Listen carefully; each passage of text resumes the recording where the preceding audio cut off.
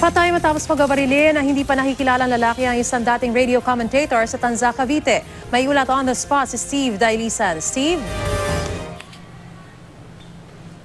Maris, 1:20 ng hapon kahapon ng maganapang insidente ng pamamaril. May ilang metro lamang ang layo mula rito sa Tanza Police Station. Dead on the spot ang 65 anyos na dating media commentator at ngayon barangay tanod ng barangay Bagtas dito sa Tanza, Cavite. Sugatan naman ang kanyang misis na kasalukuyan ng nagpapagaling sa ospital. Kagagaling lang daw Maris sa isang grocery store na mag-asawang sina Benito at Irenea Clamoso nang biglang sumulpot ang dalawang lalaki na sakay ng motorsiklo. Agad daw pinaputukan ng dalawang biktima na kasalukuyang nagmamaniobra sakay ng isang owner-type jeep. Hindi na umabot sa ospital itong si Benito pero kasalukuyang nang nagpapagaling ang kanyang misis na si Irenea matapos tamaan ng bala sa hita. Basyo ng bala ng kalibre 45 baril ang na-recover sa crime scene pero palaisipan sa mga otoridad ang motibo ng krimen.